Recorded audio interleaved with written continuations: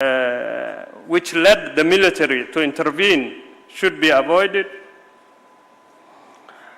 It was also said most people are not radicalized. Most people try to resist radicalization, and they want to live and be useful citizens. There is a strong resilience among communities, and we need to be much better in dealing with underlying causes. And the problem between modernity and the transition to state institutions, how do we make sure democracy works in these countries? And then the question was asked, can we have African solutions for African problems? When we need resources, autonomy, and cannot trust international solidarity. Examples were said in other places like Ukraine, how the intervention was. Ukraine is a good example.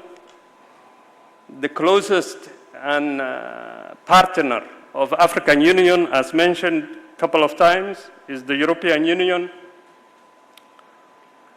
Africa's largest mission in peacekeeping mission is in Somalia since 2007. And European Union is the main funder. It is spent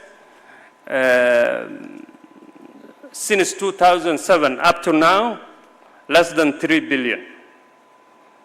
And that is, I think Ambassador Shergi and others know, it has been very difficult for the EU. Very difficult. Yet, Ukraine war is February last year up to now, I think combined the humanitarian and military support is over 100 billion. So we need to have our own solidarity. And also we need to educate the external actors so that they understand our local context. That's only when we can have genuine partnership. Because if they don't understand and we don't explain, then they do their own things. Their budgets are approved on a yearly basis. So, also was mentioned the use of force. We should be careful on the use of force, because it's very easy to cross the line. Political solutions are not always easy. It needs constant engagement. Solution is not either governance, use of force or leadership, but combination of all this. International support is a crucial one, but as we said, we need to know what we want from the internationals. And then the third panel, building strong institutions and the rule of law. Of course, you all know accountability, stability, political and socio-economic, the nexus between governance, and peace, and sustainable development.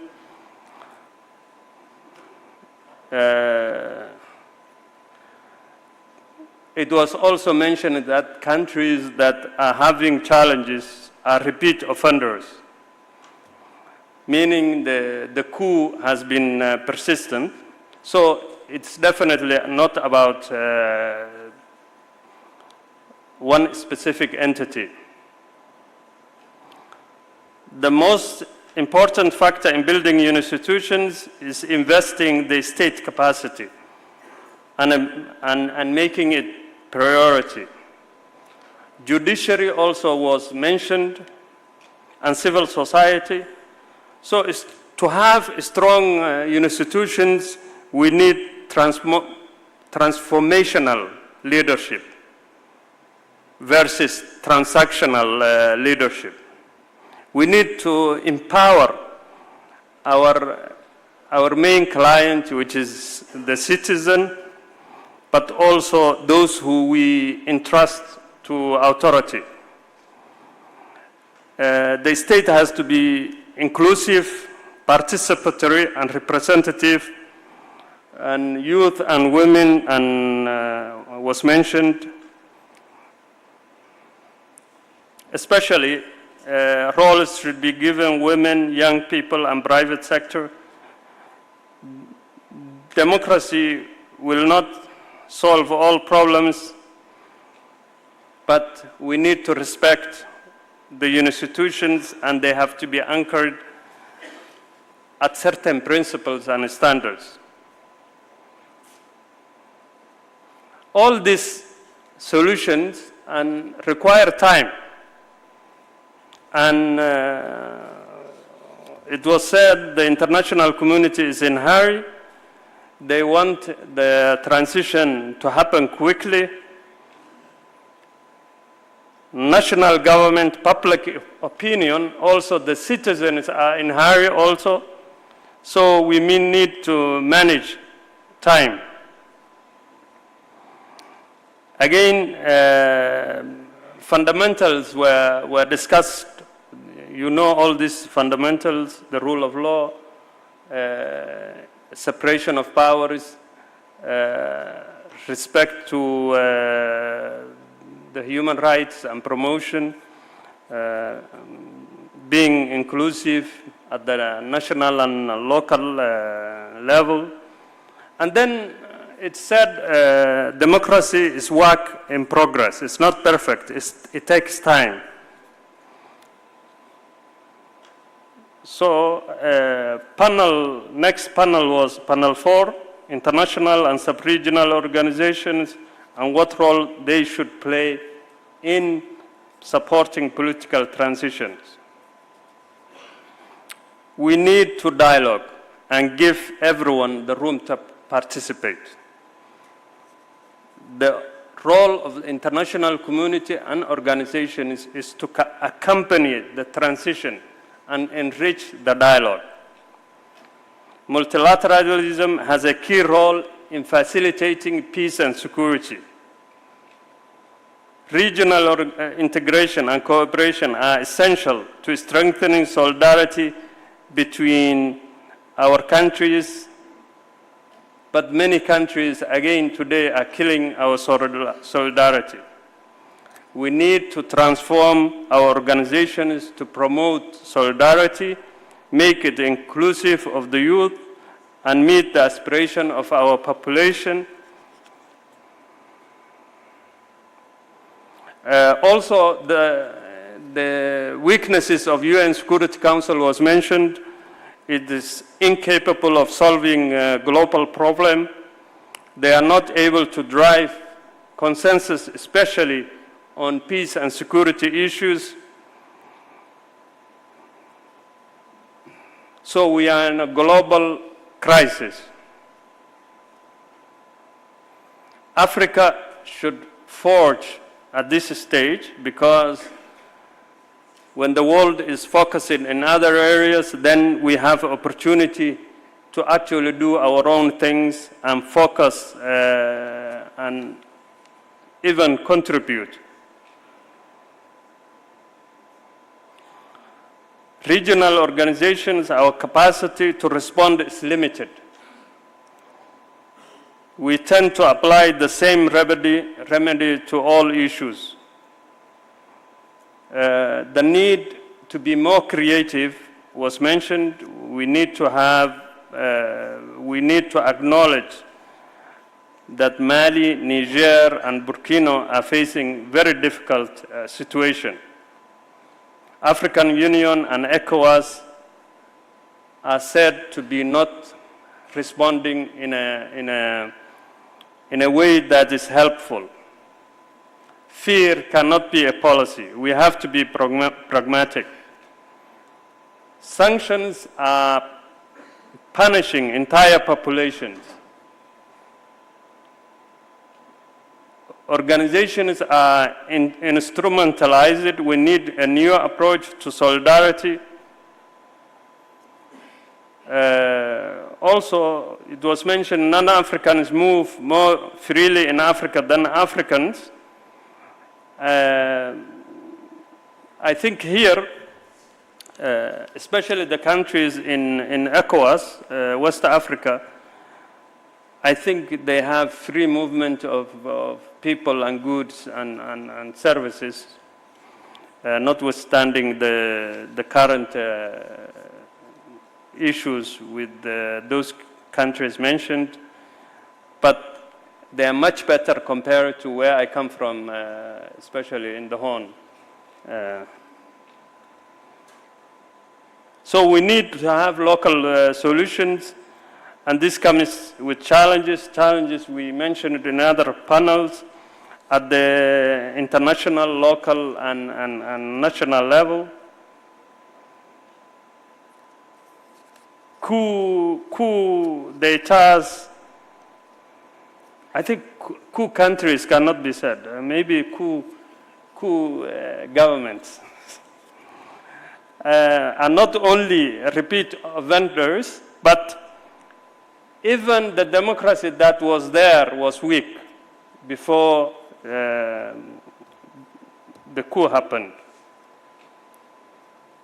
So transitional governments need to be effective.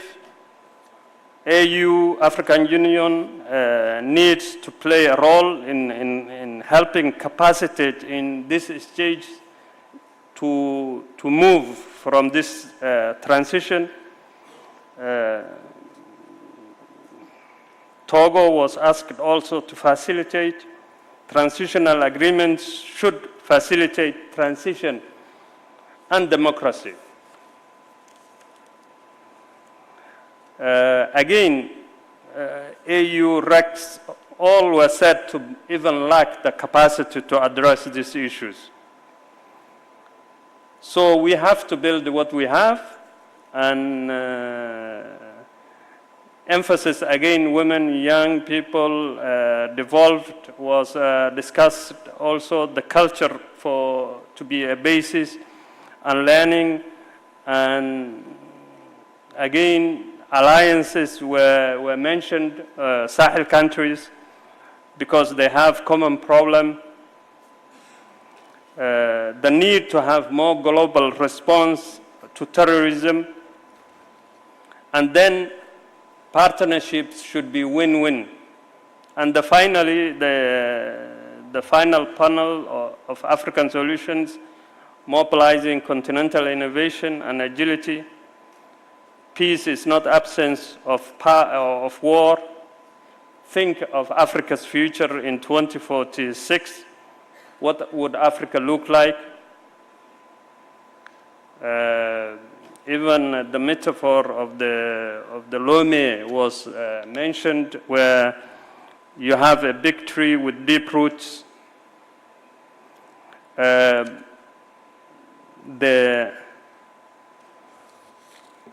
It was said even African countries would agree on everything is a myth. As a myth, we have to accept our diversity, but it doesn't mean we cannot agree on the main principles. It's already instituted. African people are desperately in need of prosperity. And freedom in the economy is best achieved through democratic norms and through stability. There is no shortcut to modern prosperity. The idea of, was mentioned that African solutions are unique, is uncomfortable. The idea that we must brand or tag things as African in order to accept them need to be revisited. We need to avoid ethnic epistemology. Also, again, it comes back to the same issues, especially the cross-cutting issues on the values and the principles continue to be same in terms of rule of law, democratic governance, authority, having effective state institution, having protection of human rights, serving the citizens, making sure that the state is not is responsive, that we don't have transactional leaders who are there only to pocket their resources, building networks.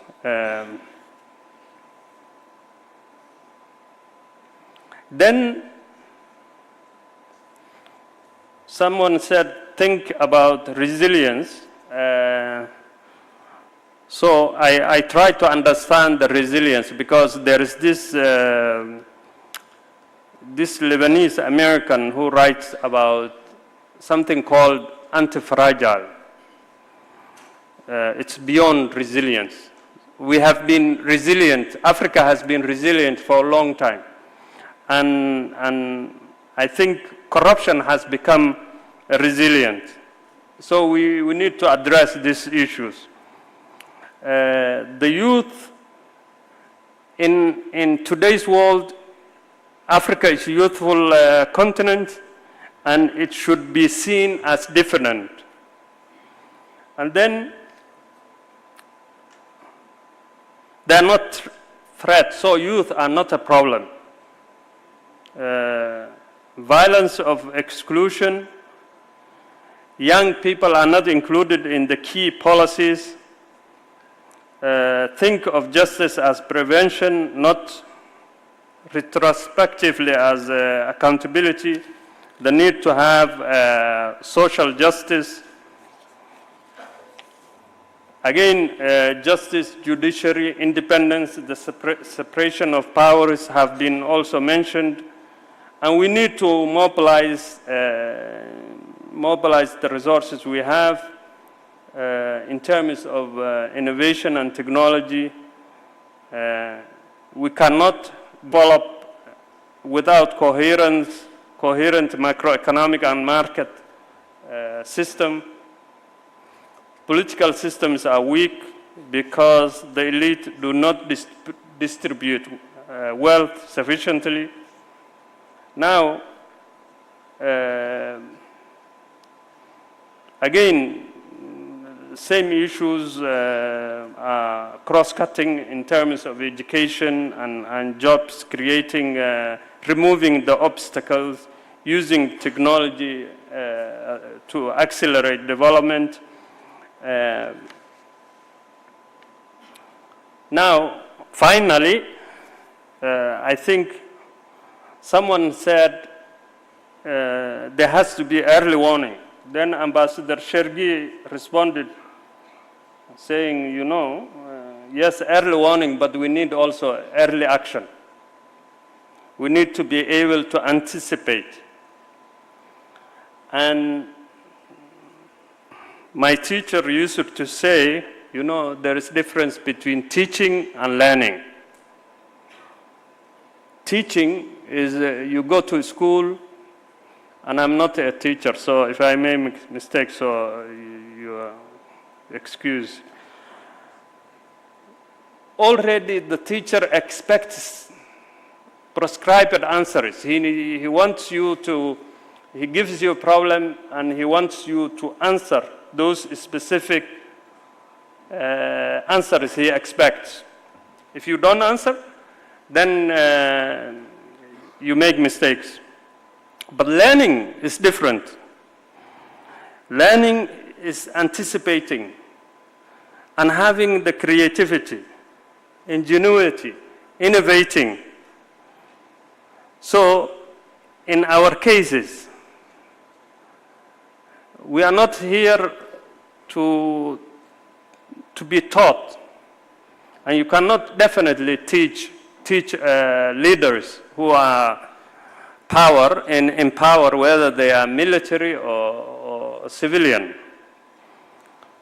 So we need to learn with them in order to anticipate and find solutions that are innovative and adaptive to the situation. And there was this philosopher who said, you know, I'm quoting philosophers because I don't want Professor Duse to say, you know, you didn't quote them. I don't want him to. There was this Spanish, what was his name? Let me find his name, please. He was called Ortega y Gasset. He had different books, but there was one on education where he said,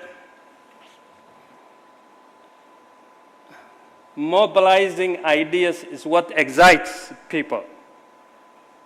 So if we want to excite our citizens, we need to come up with ideas. It's not about finance. I heard some of the participants saying we need money and this and that, and you know, it's not about money. We need to have ideas that excite our people, make them actively participate. And finally, sorry, I took longer than necessary. We look forward to welcoming you again in Lome. I thank you.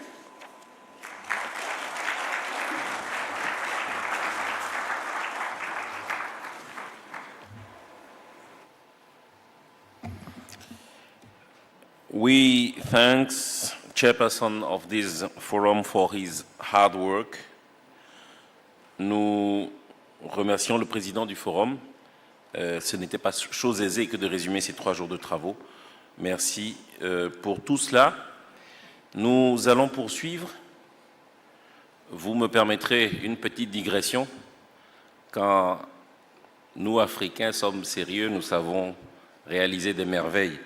Donc avant d'inviter le prochain intervenant, je me permettrai de saluer avec lui tout fièrement la victoire des Springboks face aux 15 de la Rose.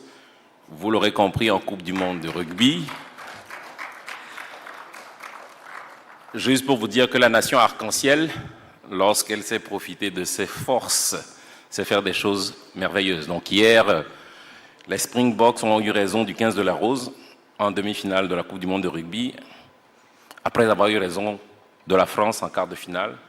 Et nous espérons qu'ils auront raison des All Blacks en finale, même et qu'ils pourront ainsi conserver leur Coupe du Monde. Ça, c'était une petite parenthèse. Merci et félicitations à la nation arc-en-ciel. J'ai la joie de vous inviter maintenant à accueillir la lecture de la déclaration finale du forum qui sera faite par M. Alivin Botz, vice-ministre des Relations extérieures et de la coopération de la République d'Afrique du Sud. So welcome for your final declaration and all our congratulations to the Springboks.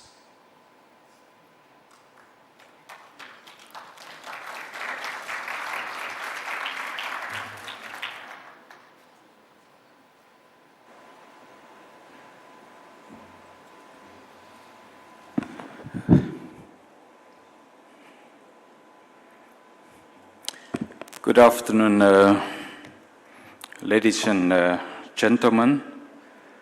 And let me first express my accolades to the gracious hosts of this inaugural Lome Peace and Security Forum for the courtesies extended to the entirety of the delegation. Allow me at this point, ladies and gentlemen, to read the declaration of the first edition of the Lome Peace and Security Forum. It says, we, the participants and stakeholders gathered on the occasion of the first edition of the Lome Peace and Security Forum, held on the 21st and 22nd October 2023 in Lomé, the Republic of Togo, on the theme how to strengthen political transitions towards democratic governance in Africa, guided by the principles and ideals of democracy and the relevant UN resolutions, in particular the General Assembly resolutions A, Resolution 55/96 of the 4th of December 2000, and Resolution 62/7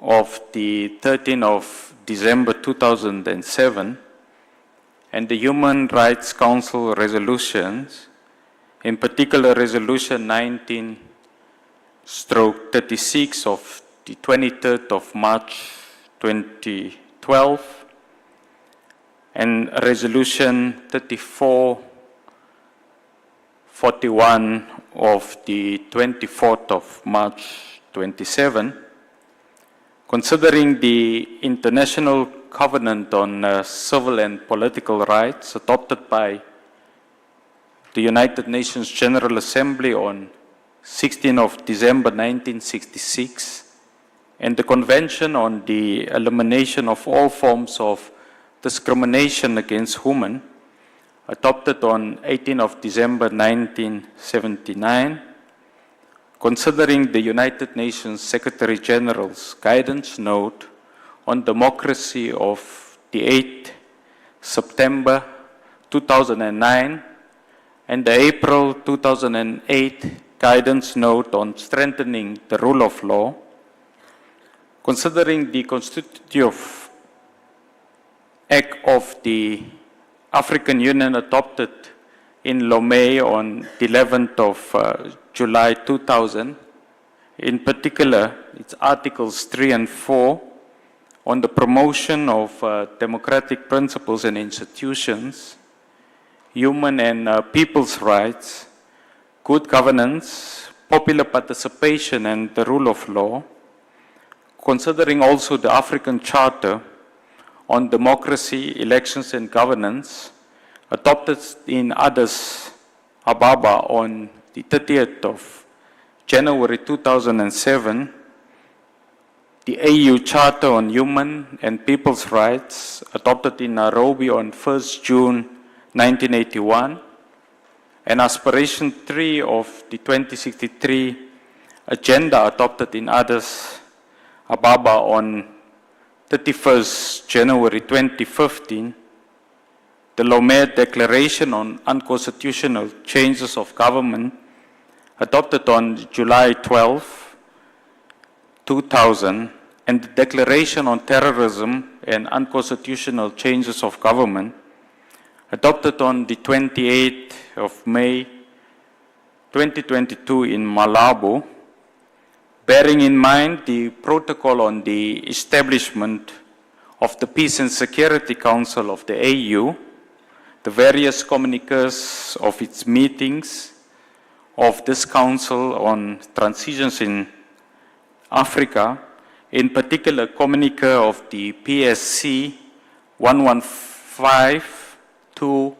of 2023 on the transition in Chad, the communique 1162 of 2023, July on the updated situation in the Sahel, and the communique, ladies and gentlemen, 1172 of 31st of August 2023 on the situation in Gabon following the regime change, considering the final communique of the first ministerial conference of the African Political Alliance held on the 3rd of May 2023 in Lomé, particularly, ladies and gentlemen, paragraph 29 and 30, which stress the need for African nations to strengthen their bonds of solidarity, their cooperative relations, and to explore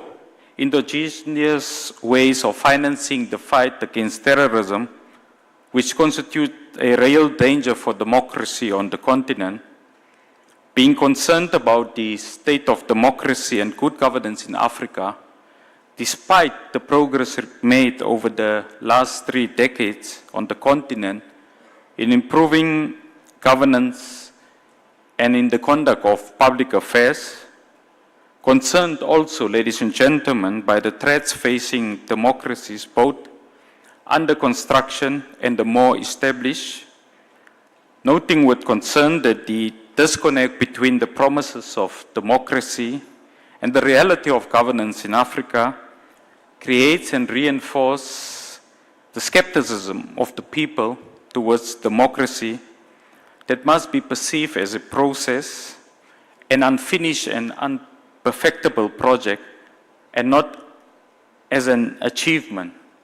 Having recognized the need to work towards strengthening the rule of law, justice, democratic institutions, participatory and inclusive governance on the continent, including accountability, being convinced of the importance of the rule of law in the lasting pacification of social relations and in the maintenance of regular peaceful relations between nations, being aware that the fight against violent extremism and terrorism is not incompatible with democracy, human rights, and the rule of law, firmly being convinced that democracy remains the means par excellence for the ensuring of peace, human progress, and sustainable development in Africa, reaffirming that the first of human and people's rights is the right to development,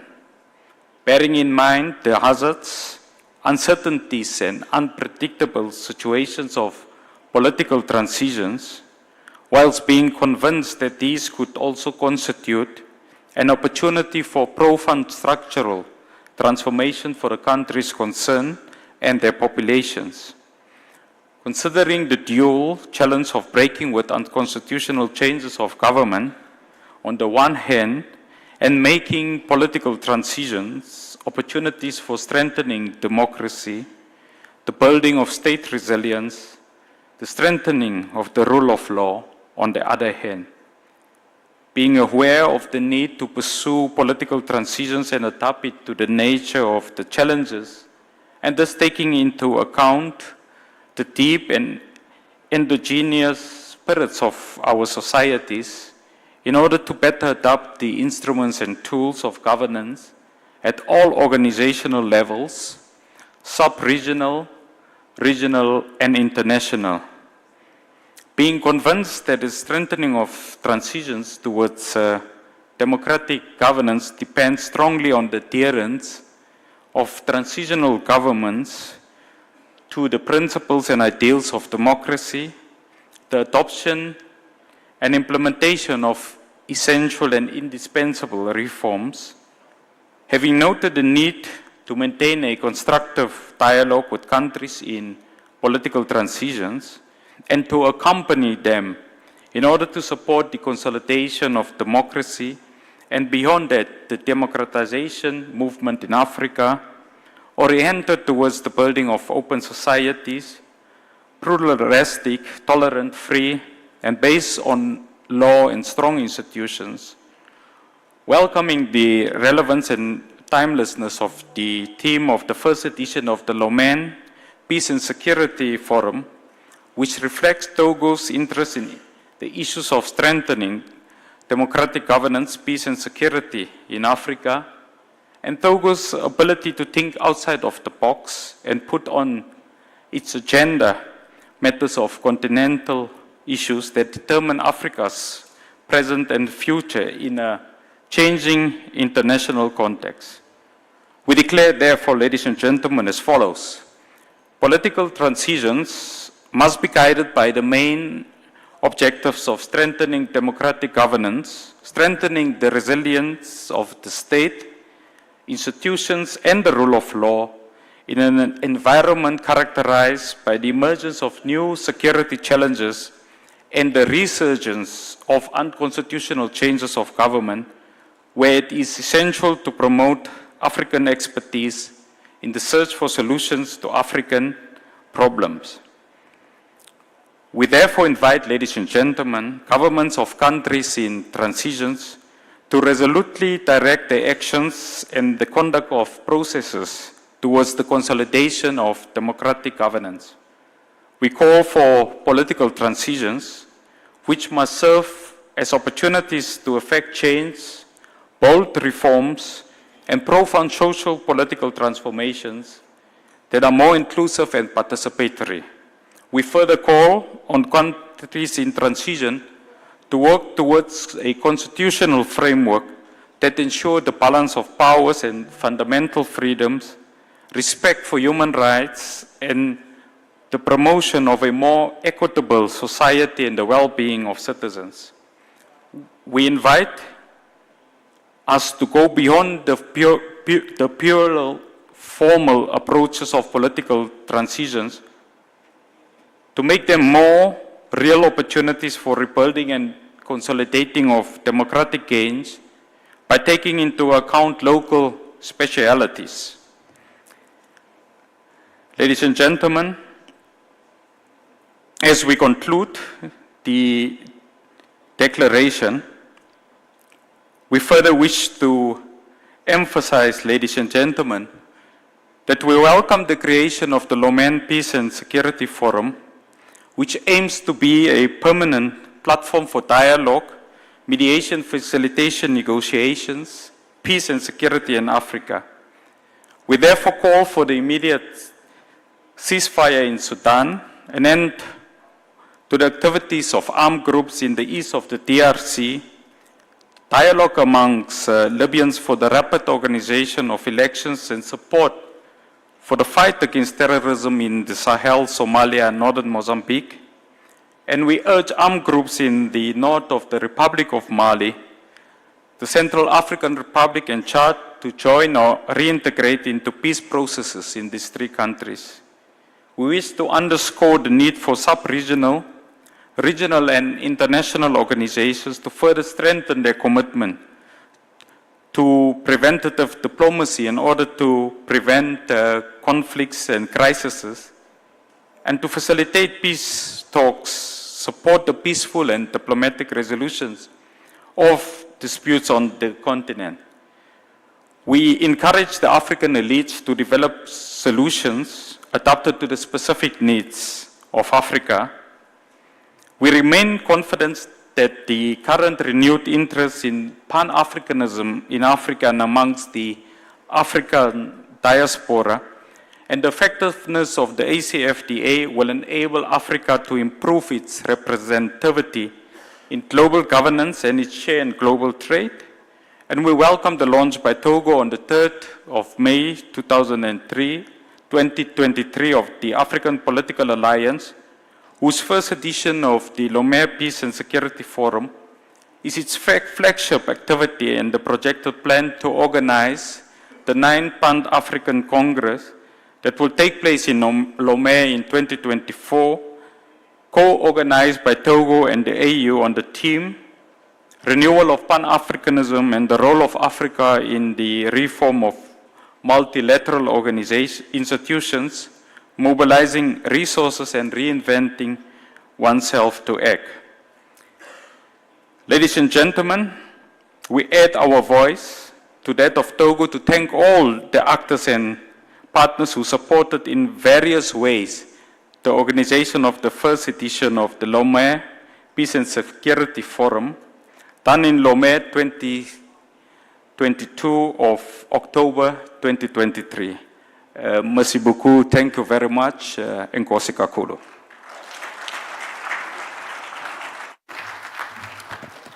Thank you, Mr. Vice Minister from South Africa. Mesdames et messieurs, l'histoire retiendra que notre cher pays, le Togo, sous le leadership de son président, Faure Swaziland Gnassingbé, a pensé et mis en œuvre les 20, 21 et 22 octobre 2023, Lomé Peace and Security Forum pour une paix durable et la stabilité des pays dans la sous-région ouest-africaine dans un contexte de tension. Et cette vision du chef de l'État togolais, lui, il a su la traduire en une action en nous conviant toutes et tous ici. Mesdames et messieurs, veuillez accueillir sous des ovations bien nourries son Excellence, professeur Robert Doucet, ministre des Affaires étrangères, de l'intégration régionale et des Togolais de l'extérieur pour son discours de clôture. Je savais que vous allez faire ce que vous aviez fait, c'est pourquoi je vous ai devancé, pour éviter l'applaudissement et l'ovation. Merci, Madame la maître de cérémonie. Je sais que vous êtes fatigué. Vous suivez mon regard. Vous êtes fatigué. Nous sommes fatigués. Tout le monde est fatigué. On s'est très bien compris. Monsieur le ministre d'État, messieurs les ministres, messieurs les premiers ministres, les anciens premiers ministres, mesdames et messieurs les ministres, chers collègues, chers participants, mesdames et messieurs les ambassadeurs, par votre contribution pendant ces 2 jours et demi, nous croyons que le thème de notre forum, qui se réfère aux voies et moyens de rendre les transitions politiques à même d'asseoir les bases d'une gouvernance efficiente, a réellement trouvé sa raison d'être. En effet, plutôt que de jeter l'opprobre sur les acteurs de ces transitions, nous pensons que la sagesse africaine nous condamne à avoir un rapport fraternel envers les pays et les peuples en détresse et en quête d'une issue salvatrice. Nous y croyons parce que nous disons que, à la vérité, la diplomatie nous en donne les clés et les moyens, tandis que les instruments juridiques des organisations régionales et sous-régionales nous offrent le cadre institutionnel. C'est pourquoi je voudrais ici, au nom du président de la République togolaise, le président Faure Issa Zimna-Nyazingbe, vous remercier pour avoir fait le déplacement de Lomé et avoir contribué très fortement à mettre en place, à bâtir ensemble cette première édition de Lomé Peace and Security Forum. Je voudrais vous rassurer que la détermination du gouvernement togolais est celle de continuer à travailler pour la paix sur le continent et la paix dans notre région. Nous ne pouvons pas, comme vous le saviez, devant des différentes difficultés, être sourds. C'est de notre devoir. Parce que si nous ne le faisons pas au Togo, quelqu'un d'autre peut le faire. Et ce qui se passe aujourd'hui dans certains pays nous est déjà arrivé dans le passé et ça peut nous arriver aussi. Donc c'est pourquoi, en toute humilité, nous pensons qu'à chaque fois qu'il y a des difficultés, nous devons aider pour résoudre ces difficultés. Ladies and gentlemen, before closing my remarks, allow me to express also my special thanks to the head of state, the President Faure Gnassingbé, for his discernment, his leadership, and also in discretion, in a diplomatic action, which, as you know, give us hope a better political future for our region, for our country, also our region and our continent. I would also like to extend my gratitude to the chairman of LPSF, the Lome Peace and Security Forum, our friend Dr. Abi Said. I would like also extend my thanks to everyone, his team, you as participant, and at our forum here in Lome, the capital for peace, dialogue, tolerance, and what? What? Mediation. Thank you so much. Now, we are closing our session. I would like to reassure you. So we are still available in Togo to work for peace. Because peace for us is not only to help our friends or our sisters, our brothers in the region. Peace is our own conviction. We have the conviction for peace because we know without peace we cannot transform our society. We cannot transform our life.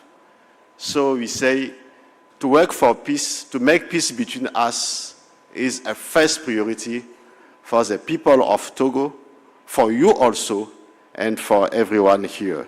I know you are tired, and you are tired. Thank you.